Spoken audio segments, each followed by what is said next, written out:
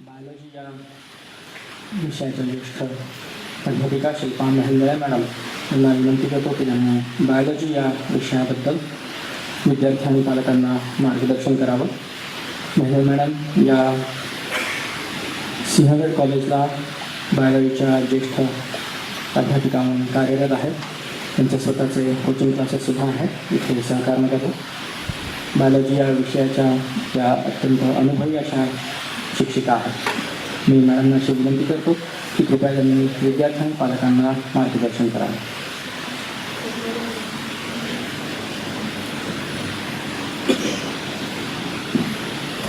धन्यवाद निखिल सर.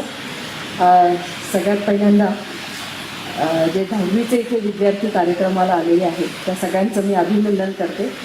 कारण 10वीचं संपूर्ण वर्ष त्यांनी खूप मेहनत घेऊन आज त्यांना चांगले मार्क मिळालेले आहेत आणि त्यांचं फोकस हा सायन्स साईडवरती पहिल्यापासूनच असल्याने त्यांनी 10वीचं पूर्ण वर्ष त्या पद्धतीनेच अभ्यास केलेला आहे, चांगले मार्क मिळवले.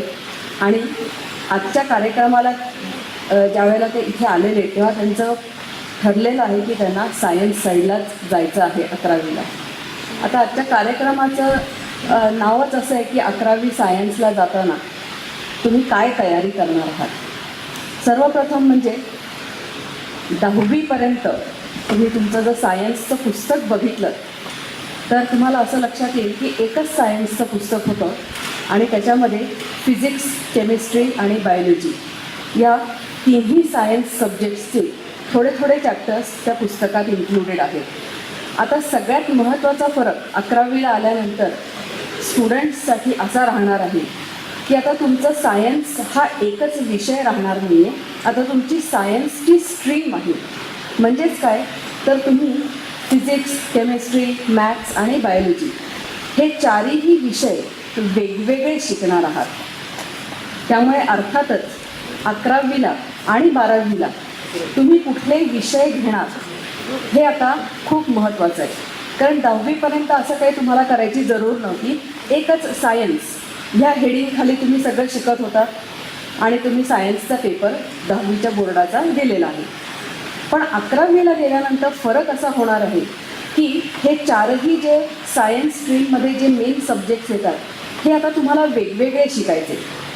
अर्थातच त्याला शिकवणारे जे टीचर्स असणार आहेत तेही आपापल्या सब्जेक्टमधले एक्सपर्ट्स असणार आहेत आणि ही चारही सायन्सेस तुम्हाला वेगळी शिकायची आहे. त्याचं इव्हॅल्युएशन म्हणजे त्याच्या परीक्षा वगैरे सुद्धा कॉलेजमध्ये, क्लासमध्ये या वेगवेगळ्या होणार आहेत. मग आता अर्थातच प्रश्न असा पडतो की ह्या 4 सायन्समधलं, या 4 ब्रांचेसमधलं विषयाची निवड कशी करायची. तर त्याच्यात फिजिक्स आणि केमिस्ट्री हे दोन्ही विषय तुम्हाला कंपल्सरी आहेत आणि मॅथमॅटिक्स आणि बायोलॉजी हे 2 विषय ऑप्शनल आहेत. आता अर्थात इथे काय गोंधळ होतो पालक आणि मुलं की एकमेकांचं ऐकून किंवा दुसऱ्यांनी सांगितलेल्या थोड्याशा अर्धवट नॉलेजवरती तुम्ही तुमचं सब्जेक्ट कॉम्बिनेशन निवडता आणि तिथेच सगळ्यात महत्त्वाची मोठी चूक होते. कारण मुलं आपली आवड, आपल्याला पुढे करिअर काय करायचं आहे ह्याचा विचार करून प्रत्येक वेळेला सब्जेक्ट कॉम्बिनेशन निवडतातच असं नाही. तर मला आज इथे आलेल्या सगळ्या पालकांना आणि स्टुडंट्सना असं सांगायचं आहे की एखाद्या हॉटेलमध्ये इडली सांबार खूप छान मिळतो आणि मग आपल्या मित्रांनी किंवा मैत्रिणींनी सांगितलं की जा रे बाबा तिथे जाऊन तू टेस्ट करून ये, त्या हॉटेलमध्ये नक्की एकदा जाऊन ये. असं सब्जेक्ट कॉम्बिनेशनच्या बाबतीत तुम्ही नाही करू शकत की माझ्या मित्रांनी हा विषय घेतला होता किंवा हा विषय सोडला होता किंवा असंच काहीतरी माझ्या मैत्रिणींनी केलं आहे म्हणून मी पण करीन. तर ही फार मोठी चूक होऊ शकते. कारण 2 स्टुडंट्सचं ॲप्टिट्यूड, त्यांची आवड आणि त्यांना करिअरमध्ये पुढं काय करायचं आहे या गोष्टी सारख्या असू शकत नाही. त्याच्यामुळे पेरेंट्सनी आणि मुलांनी या सर्व गोष्टींचा अवश्य विचार करावा सब्जेक्ट कॉम्बिनेशन निवडताना. कारण विशेषतः मॅथ्स आणि बायोलॉजी हे 2 विषय ऑप्शनल आहेत, म्हणजे घेतलेच पाहिजे असं नाही आहे. पण महत्त्वाचा मुद्दा असा ठरतो की हे विषय घेतल्यानंतर तोटा नक्कीच नाही आहे, पण हे विषय जर सोडले तर मात्र होणारा तोटा हा कायमचा असणार आहे सायन्स स्ट्रीममध्ये. आणि तो आपल्याला चालणार आहे का, तो आपल्याला मान्य आहे का? कारण काय होतं की असं आपण एक गृहीत धरलं की एक 100 करिअर्स तुम्हाला आहेत PCMB हे 4 विषय घेतल्यानंतर. तुम्ही मॅथ्स सोडा नाहीतर बायोलॉजी सोडा, कुठलाही एक विषय जर तुम्ही सोडला तर ताबडतोब 11वीच्या वर्षीच त्यातली 50 करिअर ऑप्शन्स हे तुम्हाला कायमचे बंद होतात. त्यामुळे 11वीच्याच लेव्हलला आपल्याला अशी 50% करिअर्स बंद झालेली चालणार आहेत का? मग तुम्हाला करिअर ऑप्शन्स फारच लिमिटेड राहतात. अर्थात काही मुलांचं अगदी लहानपणापासूनच ठरलेलं असतं की मला टेक्निकल साईडलाच जायचं आहे. अशा मुलांच्या बाबतीत प्रश्न वेगळा आहे, कारण त्यांचं फार ठरलेलं आहे पक्कं, ती फार फोकस्ड आहेत, त्यांनी त्याप्रमाणे अभ्यासही करायचं ठरवलेलं आहे आणि ते करणार पण आहेत. पण विशेषतः ज्या मुलांचं अजूनही थोडंसं कन्फ्युजन आहे, अजूनही त्यांचं करिअरबद्दल त्यांनी पक्का निर्णय घेतला नाही आहे, किंवा कित्येक वेळेला तुम्ही नुसता असा पक्का निर्णय घेऊनही चालत नाही, कारण सध्या कॉम्पिटिशन अतिशय प्रचंड आहे. एकेका मार्कासाठी किंवा काही पर्सेंटेजसाठी ही कॉम्पिटिशन असते. त्यामुळे तुम्हाला हवं असलेलं कॉलेज, हवं असलेला कोर्स हा मिळेलच याची खात्री देता येत नाही. तर अशा वेळेला बऱ्याच मुलांची किंवा पेरेंट्सची अशी एक डोक्यात कल्पना असते की आम्ही जास्त करिअर ऑप्शन्स ओपन ठेवले तर काय होईल. तर मला वाटतं आजच्या घडीला ज्या मुलांचा असा पक्का अजून करिअर बाबतीत निर्णय झालेला नाही, त्यांनी फिजिक्स, केमिस्ट्री, मॅथ्स आणि बायोलॉजी हे 4ही विषय ठेवण्यास काहीच हरकत नाही. मी आता आज बरेच वर्ष टीचिंग फील्डमध्ये आहे. कॉलेजमध्ये मी जिथे शिकवते तिथे कितीतरी विद्यार्थी असे आहेत की जे मॅथ्स आणि बायोलॉजी घेत आहेत.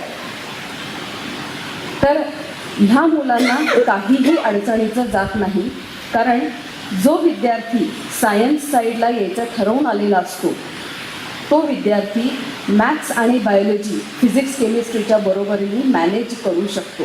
अर्थात त्याच्यासाठी तुम्ही एक्सपर्टकडनं थोड्या टिप्स घेतल्यात की मॅथ्स किंवा बायोलॉजी ह्यातल्या एकाच विषयावरती तुम्हाला फोकस करायचा आहे, दुसरा विषय फक्त करिअर ऑप्शन्स ओपन ठेवण्यासाठी मला ठेवायचा आहे. अशा पद्धतीने सुद्धा तुम्ही थोडंसं बॅलन्स करून 4ही विषयांचा सक्सेसफुली अभ्यास करू शकता. कारण अनेकदा असं होतं की हायर एज्युकेशनमध्ये जेवढं सब्जेक्ट कॉम्बिनेशन व्हर्सॅटाईल आहे तेवढ्या जास्त संधी ॲव्हेलेबल आहे. तर पेरेंट्स आणि मुलांनी या गोष्टीचा जरूर विचार करावा. त्यानंतर आता असं होतं की 10वी आणि मग 11वी 12वी ह्याच्यात फरक काय? तर सब्जेक्ट वेगवेगळे आहेत. डिफिकल्टी लेवलमध्ये पण खूप फरक आहे. आणि आत्ताच तुम्हाला माहिती आहे की ह्या वर्षीची जी 12वीची बॅच होती ती मुलं पहिल्यांदाच JEE म्हणजे इंजिनिअरिंगची एंट्रन्स आणि नीट म्हणजे बायोलॉजी रिलेटेड मेडिकल कोर्सेसच्या एंट्रन्सला पहिल्यांदाच बसलेले, की जी नॅशनल लेवलवरती घेतली गेलेली टेस्ट आहे. ही टेस्ट आणि 10वीची बोर्डाची परीक्षा, 12वीची बोर्डाची परीक्षा ह्याचं स्वरूप पूर्ण वेगळं आहे. आता मग स्टुडंट्सनी काय करावं? तर सगळ्यात महत्त्वाचं म्हणजे कुठल्याही 12वी नंतरच्या कॉम्पिटिटिव्ह एक्झामला त्यांना जर सक्सेसफुली तोंड द्यायचं असेल, तिथे चांगला स्कोअर करायचा असेल, तर बेसिक कन्सेप्ट्स अगदी 8वीपासूनचे बेसिक कन्सेप्ट्स 7वी-8वीपासूनचे हे त्यांचे पक्के पाहिजे. आणि ह्याच्यासाठी मी आणि माझ्याबरोबर आत्ता ज्या तिघांची ओळख करून दिली त्या आम्ही चौघांनी मिळून जो सायन्स क्लास सुरू केला आहे, तर आम्ही एक नवीन कन्सेप्ट हा प्रयोग करून बघतो आहोत. तो म्हणजे ब्रिजिंग कोर्स. ब्रिजिंग कोर्स म्हणजे काय होतं की 10वीची परीक्षा होऊन 11वीचं कॉलेज सुरू होईपर्यंत मध्ये खूप वेळ गेलेला असतो. अर्थातच आईवडिलांनी कितीही सांगितलं तरीसुद्धा मुलं काही पुस्तकांना, वह्या पुस्तकांना हातसुद्धा लावत नाहीत सुट्टीमध्ये. कारण त्यांचं असं म्हणणं असतं की नंतर पुढे अभ्यास करायचाच आहे 2 वर्ष, 10वीचं वर्षही आम्ही भरपूर अभ्यास केला आहे, तर आता सुट्टी एन्जॉय करूया. पण बाय द टाईम जेव्हा 11वीचं क्लासेस, कॉलेज सुरू होतं तेव्हा एकदम सगळ्याचं फार बर्डन किंवा प्रेशर आल्यासारखं होतं, कारण गॅप खूप पडलेली असते.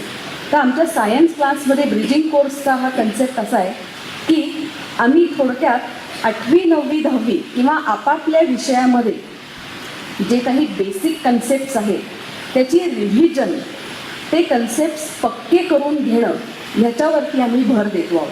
म्हणजे ब्रिजिंग कोर्समध्ये 11वीचं सिलेबस आम्ही कुठेही आत्ता शिकवायला सुरुवात करत नाही आहोत. जे मागे झालेलं आहे आणि जे पुढे 11वी 12वीत मुलांना वारंवार लागणार आहे, ह्या गोष्टी रिव्हाइज करायच्या, ह्या गोष्टी पक्क्या करायच्या, ह्याच्यावरती भर आहे. कारण असा अनुभव आहे की सर्व सायन्स सब्जेक्ट्स हे एकमेकांशी अतिशय जवळचा संबंध असलेले सगळे इंटरडिसिप्लिनरी आहेत. त्यामुळे मॅथमॅटिक्समधली काही बेसिक कॅल्क्युलेशन जर मुलांना येत नसतील तर त्यांना फिजिक्स आणि केमिस्ट्रीमधले प्रॉब्लेम्स किंवा न्यूमरिकल्स सोडवणं अवघड जातं. तर ह्या गोष्टी होऊ नये आणि मग त्यांना 11वी 12वीचा पोर्शन हा डायजेस्ट व्हायला सोपा जाईल, अशासाठी हा ब्रिजिंग कोर्सचा कन्सेप्ट आम्ही आणलेला आहे. हा bridging course free of cost असणार आहे.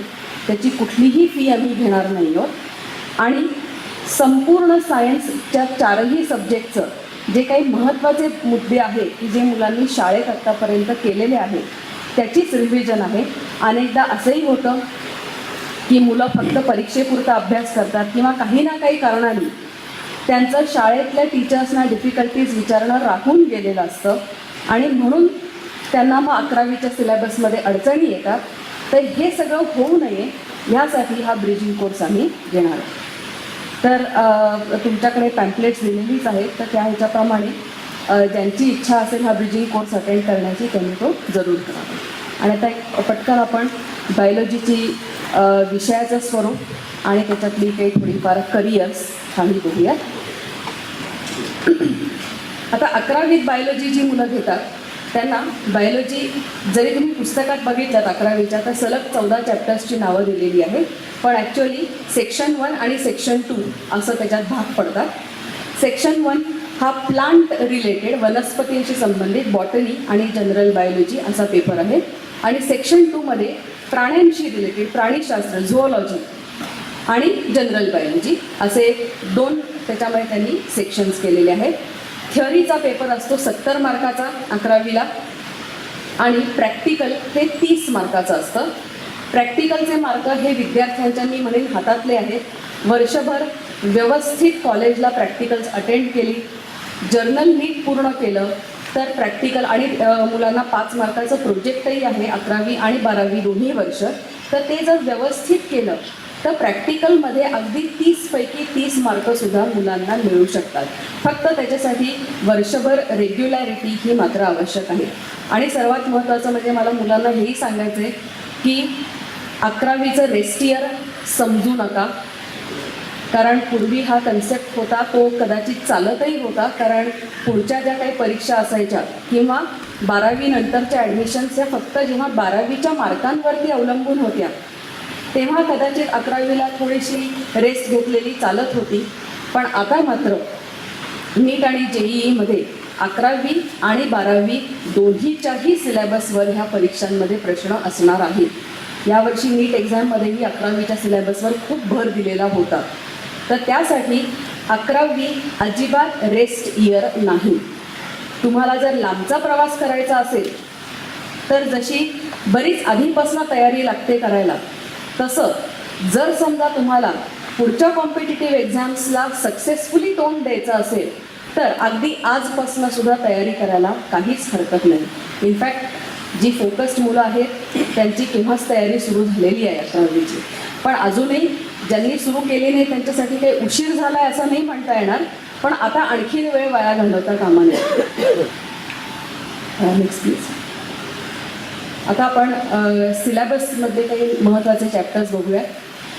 Diversity in organisms, kingdom Plantae, Animalia, त्याच्यानंतर खाली मॉर्फॉलॉजी ऑफ फ्लॉवरिंग प्लांट्स. हे जे आहे हे सगळं क्लासिकल बायोलॉजी म्हणजे जुनं बायोलॉजी असं आहे, त्याच्यातला काही भाग मुलांना शिकायचा आहे. त्यानंतर बायोकेमिस्ट्री, सेल डिव्हिजन आणि ऑर्गनायझेशन ऑफ सेल, हे सेलशी संबंधित, सेल बायोलॉजीशी संबंधित असे काही चॅप्टर्स आहेत. Next please. त्यानंतर प्लांट फिजिओलॉजीमध्ये प्लांट ग्रोथ आणि plant water relations and mineral nutrition हे 2 चॅप्टर्स प्लांट फिजिओलॉजीशी संबंधित आहेत. नंतर ॲनिमल्सशी संबंधित अत्यंत बेसिक टॉपिक्स जे मुलांना अगदी पक्के माहिती असायलाच पाहिजेत ते म्हणजे ॲनिमल टाईप्स आणि ॲनिमल टिश्यूज, कारण ह्याच्यावरतीच जी काही ह्युमन फिजिओलॉजी वगैरे मुलांना पुढे शिकायची आहे, मेडिसिनला ज्यांना जायचे त्यांच्यासाठी ह्या गोष्टी पक्क्या असणं खूप गरजेचं आहे. नंतर human nutrition, respiration, skeleton and locomotion, हे एवढे असे ह्युमन फिजिओलॉजीशी किंवा ह्युमन बीइंग्सशी रिलेटेड असे चॅप्टर्स आहेत.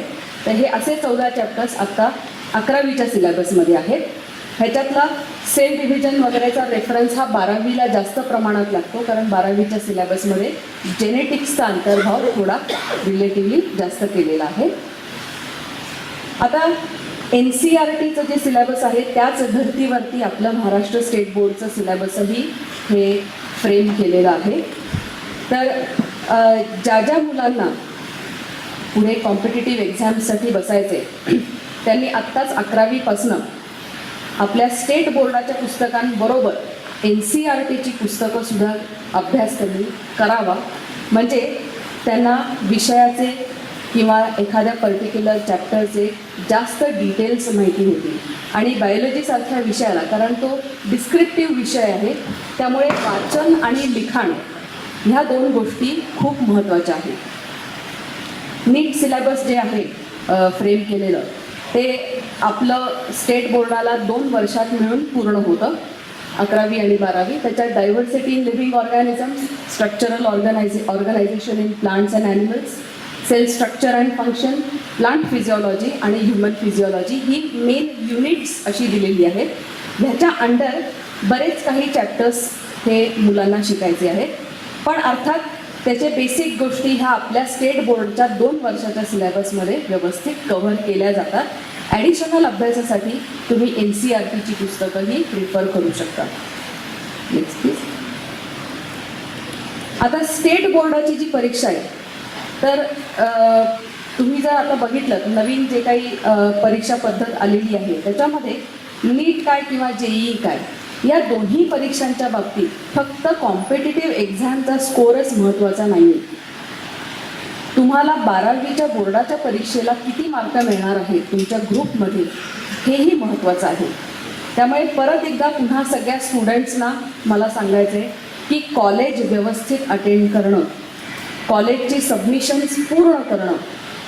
11वीचा तर रिझल्ट हा सगळा कॉलेजकडेच असतो, त्यामुळे 11वीचं वर्ष हे सगळं व्यवस्थित तुम्ही अटेंड करणं, कारण ॲव्हरेज रिझल्ट आहे. वर्षभराचा परफॉर्मन्स जो आहे त्याचा ॲव्हरेज काढून 11वीचा रिझल्ट लावला जातो. त्यामुळे कॉलेजमधला पुरेसा अटेंडन्स, कॉलेजची व्यवस्थित सर्व सबमिशन्स पूर्ण करणं हे अत्यंत गरजेचं आहे. तसंच 12वीच्या बोर्डाच्या परीक्षेकडे पण तुम्ही दुर्लक्ष करून तुम्हाला चालणार नाही. कित्येकदा असंही होतं कारण की मुलांना बोर्डाच्या परीक्षेत हे पुरेसे मार्क मिळत नाहीत आणि मग कॉम्पिटिटिव्ह एक्झामचा स्कोअर चांगला होऊन सुद्धा काहीच उपयोग होत नाही त्याचा. कारण इंजिनिअरिंग काय किंवा मेडिकलला काय जे काही पर्सेंटेज ठरवून दिलेलं आहे 12वीला मिळणं आवश्यक आहे तेवढे जर मिळाले नाही तर एंट्रन्सचा स्कोअर खूप चांगला होऊन पण तुम्हाला पुढे ॲडमिशन इंजिनिअरिंग किंवा मेडिकलला मिळू शकत नाही. त्यासाठी 12वीचा बोर्डाचा पॅटर्न कसा आहे पेपरचा, त्याचा अभ्यास कसा करायचा ह्या गोष्टीसुद्धा तुम्हाला बघणं आवश्यक आहे. नंतर कॉम्पिटिटिव्ह एक्झाम्सची तयारी करताना एक असंही बऱ्याच मुलांच्या पालकांच्या डोक्यात कल्पना असते की खूप मल्टिपल चॉईस क्वेश्चन्स सोडवले म्हणजे मग मला माझी तयारी चांगली झाली. तर असं नसतं. तुम्हाला ज्या दिवशी विषयातले बेसिक्स माहिती होतील चांगले त्या दिवशीच तुम्ही कॉम्पिटिटिव्ह एक्झामची तयारी चांगली करू शकणार आहात. कारण कॉम्पिटिटिव्ह एक्झाममध्ये स्ट्रेट फॉरवर्ड असे प्रश्न येत नाहीत. तुम्ही जे कन्सेप्ट शिकलेला आहात तो कन्सेप्ट कसा वापरायचा आहे ह्याच्यावरती परीक्षा असते. त्यामुळे कन्सेप्ट पहिल्यांदा महत्त्वाचं समजणं हे खूप गरजेचं आहे आणि ब्रिजिंग कोर्समध्ये आम्ही ह्याच अशा गोष्टींवरती भर देतो. त्यानंतर स्वतः मल्टिपल चॉईस क्वेश्चन्स फ्रेम करून बघणं, नंतर अनेक मल्टिपल चॉईस क्वेश्चन्स वेगवेगळ्या डिफिकल्टी लेव्हलचे सोडवणं याचा फायदा होतो. आता बायोलॉजी विषयाच्या बाबतीत काय होतं की बोर्डाची परीक्षा ज्यावेळेला असते त्याच्यामध्ये सेक्शन 1 सेक्शन 2 मध्ये मिळून 14 मार्काचे मल्टिपल चॉईस क्वेश्चन्स असतात. पण तिथे मल्टिपल चॉईस क्वेश्चन्सची डिफिकल्टी लेवल ही थोडी कमी आहे, कारण तिथे फक्त 4 ऑप्शन्सपैकी एकच ऑप्शन बरोबर असतो. तो ऑप्शन तुम्ही फक्त टिक करायचा किंवा चूज करायचा असतो, त्याचं ते पेपरमध्ये लिहायचं असतं आणि त्याला तुम्हाला मार्क मिळतात. म्हणजे only 1 option out of 4 is correct. पण कॉम्पिटिटिव्ह एक्झाम्समध्ये मल्टिपल चॉईस क्वेश्चन्समध्ये तुम्हाला बरीच व्हरायटी बघायला मिळते. म्हणजे काय, तर काही प्रश्नांमध्ये एकच ऑप्शन बरोबर असतो, काही प्रश्नांमध्ये नन ऑफ द अबव म्हणजे एकही ऑप्शन बरोबर नाही आहे, किंवा काही प्रश्नांमध्ये ऑल ऑफ द अबव म्हणजे सगळेच ऑप्शन्स बरोबर आहेत. अशा प्रकारचे क्वेश्चन्स हे कॉम्पिटिटिव्ह एक्झाममध्ये येतात. त्यामुळे अर्थातच त्याची तयारी तुम्हाला वेगळ्या पद्धतीने करणं जरुरीचं आहे.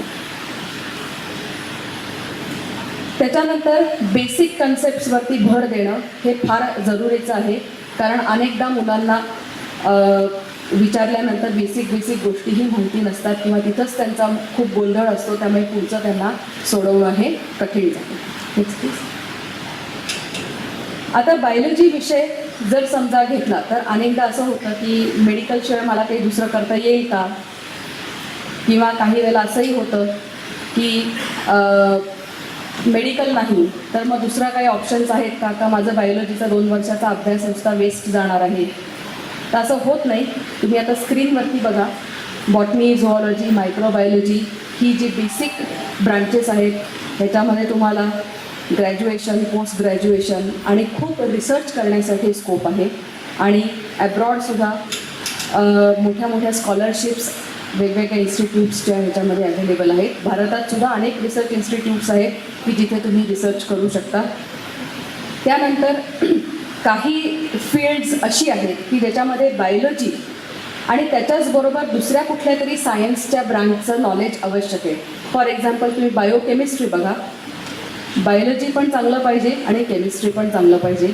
त्याच्यानंतर काही विषय असे आहेत की ॲग्रिकल्चर अँड ॲग्री बायोटेक्नॉलॉजी हे नवीन काही कोर्सेस आलेले. ह्याच्यामध्ये टेक्नॉलॉजी असा शब्द आला की तिथे मॅथ्स चांगलं पाहिजे आणि त्या मॅथ्सचा किंवा त्या टेक्नॉलॉजीचा उपयोग तुम्ही कुठे करणार आहात, तर लिव्हिंग ऑर्गॅनिझम्सवरती करणार आहात, म्हणून तुम्हाला बायोलॉजीचं नॉलेज पण पाहिजे. तर असे बरेच इंटरडिसिप्लिनरी कोर्सेस आज मुलांसाठी उपलब्ध आहेत. उत्तम करिअर्स त्याच्यामध्ये करता येतात. त्यानंतर एन्व्हायरमेंटल सायन्स आहे. इंजिनिअरिंगला समजा गेला तर बायोमेडिकल इंजिनिअरिंग, जेनेटिक इंजिनिअरिंग ही सिव्हिल, मेकॅनिकल, इलेक्ट्रिकल ह्याच्याबरोबर स्पेशलायझेशन्स आज करता येतील. असे हे इंजिनिअरिंगमधली स्पेशलायझेशन्स आहेत. म्हणजे तुम्ही जाणार इंजिनिअरिंगला आणि फायनल इयरला तुमचा स्पेशल सब्जेक्ट जो घेणार तो तुम्ही जेनेटिक इंजिनिअरिंग किंवा बायोमेडिकल इंजिनिअरिंग घेणार. तर अशा वेळेला ज्या मुलांचं PCMB हे 4ही विषय असतात त्यांना हे असे इंटरडिसिप्लिनरी कोर्सेस हे खूप उपयोगाचे ठरतात, कारण 4 विषयांचं बेसिक नॉलेज त्या मुलांना असतं. Next please. आणि ओव्हरऑलच तुम्ही बायोलॉजी विषयाची तयारी करताना टेक्स्टबुक रिडिंग हे अत्यंत आवश्यक आहे, कारण आन्सर इन 1 सेंटेन्स हा एक नवीन क्वेश्चनचा प्रकार आपल्या स्टेट बोर्डाच्या परीक्षेत आलेला आहे. तर मल्टिपल चॉईस क्वेश्चन्स आणि आन्सर इन 1 सेंटेन्स हे व्यवस्थित सोडवता येण्यासाठी पुस्तकातला प्रत्येक शब्द अनेक वेळेला वाचला गेला पाहिजे. जिथे ज्याचा मुलं फार कंटाळा करतात पुस्तक वाचण्याचा, तर असं अजिबात करू नये, कारण हे ऑब्जेक्टिव्ह क्वेश्चन्स अक्षरशः वाक्यावरती ऑब्जेक्टिव्ह क्वेश्चन हे फ्रेम करता येतात. त्यासाठी पुस्तकाचं वाचन हे बऱ्याच वेळेला केलेलं असलं पाहिजे, बारकावे माहिती पाहिजे. त्यानंतर डायग्रॅमॅटिक रिप्रेझेंटेशन, फ्लो चार्ट, कारण खूप मुलांना काय होतं काही वेळेला लिखाण करायचा कंटाळा येतो, तर अशा मुलांनी फ्लो चार्ट नंतर डायग्रॅमॅटिक रिप्रेझेंटेशन्स अशी स्वतः तयार करून त्यांना बायोलॉजीचा अभ्यास व्यवस्थित करता येतो. नंतर अजून एक मी माझ्या क्लासमध्ये ब्रिजिंग कोर्समध्ये जी मुलांना एक टिप देते ती म्हणजे डायग्रॅम वाचता आली पाहिजे, कारण डायग्रॅम तुम्हाला वाचता आली की तुमचं उत्तर तयार असतं. डायग्रॅममध्ये तुम्ही काय काढले आहेत, कसं काढले आहेत, काय लेबल्स दिली आहेत, ह्याचं जर काही गोष्टी तुमच्या डोक्यात पक्क्या असतील तर त्याच तुम्हाला फक्त शब्दात लिहायच्या आहेत. म्हणजेच काय झालं की तुमचं डिस्क्रिप्शन तयार झालं. म्हणजे पाठांतर किंवा भूकंपट्टी करणे याची जरूर पडत नाही. आणि माझी अनेक स्टुडंट्स हे अशा टिप्स फॉलो करतात आणि त्यांना चांगले मार्क मिळतात. त्यानंतर इंटरनेटचाही वापर करावा की जिथे तुम्हाला तुमच्या सब्जेक्ट रिलेटेड खूप चांगली इन्फॉर्मेशन मिळेल. ग्रुप डिस्कशन्स तुम्ही करू शकता. Give and take of information हा सुद्धा खूप फायद्याचा ठरू शकतो. त्याच्यानंतर सगळ्यात भीती वाटणारा एक प्रकार असतो तो म्हणजे बायोलॉजीला गेल्यानंतर डिसेक्शन करावं लागतं आणि ते बऱ्याच जणांना आवडत नाही म्हणून त्यांना बायोलॉजी नकोच असतं.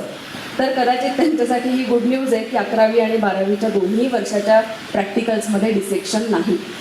आणि पूर्वीपेक्षा प्रॅक्टिकल्सची डिफिकल्टी लेवलही ही बरीच सोपी आहे झालेली. त्याच्यामुळे तुम्हाला बायोलॉजीची प्रॅक्टिकल्स ही फार सोपी वाटतात, कमी वेळाची आहेत. माझ्याकडे तर कॉलेजमध्ये मुलं प्रॅक्टिकल बरोबर जर्नल कंप्लीट करूनच लॅबच्या बाहेर पडतात. तर तुम्ही थोडासा सिस्टमॅटिक अप्रोच ठेवलात तर तुम्हाला ह्याचं काही फार बर्डन असं मोठं वाटणार नाही. आणि इंटरनल असेसमेंटमध्ये तुम्हाला 30 मार्क जे प्रॅक्टिकलचे आहेत त्याच्यात तुम्हाला जास्तीत जास्त स्कोअर करता येतो. त्याच्यानंतर आणखीन एक महत्त्वाची गोष्ट म्हणजे डायग्रॅम्सची प्रॅक्टिस. याच्यातही एक गैरसमज खूप असतो, विशेषतः मुली त्या मनाने थोड्याशा फ्लेक्झिबल असतात. त्या पटकन काही गोष्टी ॲक्सेप्ट करतात. खूपदा मुलांना असं वाटतं की मला तर डायग्रॅम्स काढणं जमणार नाही कारण माझं ड्रॉइंग अजिबातच चांगलं नाही.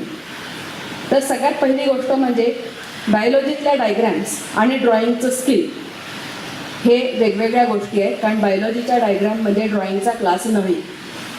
कारण तुम्ही फक्त काही टिप्स फॉलो केल्या, अर्थात त्यासाठी तुमचा टीचर चांगला पाहिजे, तो तुम्हाला व्यवस्थित पद्धतीने गाईड करू शकला पाहिजे.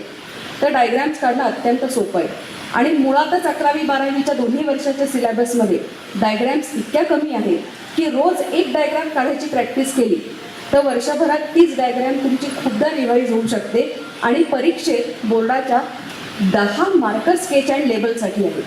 तर 10 पैकी 10 मार्क या क्वेश्चनमध्ये तुम्हाला मिळू शकतात. त्याच्यामुळे 70 मार्कातले 36 mark multiple choice questions, answer in 1 sentence आणि डायग्रॅम्स याच्या जोरावर मुलं स्कोअर करू शकतात. आणि मग उरलेले जे प्रश्न आहेत ते शॉर्ट आन्सर आणि लॉंग आन्सर क्वेश्चन्सची वेगळी तयारी केली तर बायोलॉजीमध्ये रिझनेबली चांगला स्कोअर होऊ शकतो. आजही माझ्याकडे काही मुलं अशी आहेत क्लासमध्ये आणि कॉलेजमध्ये की ज्यांनी करिअर ऑप्शन्स जास्त उपलब्ध राहावेत ह्याच्यासाठी बायोलॉजी ठेवलेलं आहे.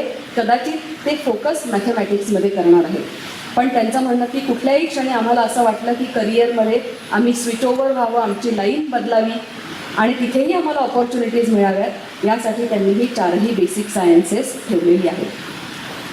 तर ही काही एक म्हणून ब्रॉडली अशी बायोलॉजीची तुम्हाला माहिती मी सांगितली. डिटेल्ससाठी तुम्ही कॉन्टॅक्ट करू शकता. ब्रिजिंग कोर्स हा सुद्धा तुम्हाला नक्कीच फायद्याचा ठरू शकेल. त्याचबरोबर एडनेक्ससाठी सुद्धा जे काही फीचर्स आहेत ऑनलाईन एज्युकेशनचे त्याचाही तुम्ही लाभ घेऊ शकता. आणि त्याच्यामध्ये ऑनलाईन लेक्चर्स हे तुम्हाला अनेकदा बघता येतात, रिव्हिजन करता येते, तिथेही तुम्हाला टेस्ट्स वगैरे आहेत. याही गोष्टींचा फायदा तुम्हाला नक्की करून घेता येईल. So I wish you all the best for your future and for your career. Thank you.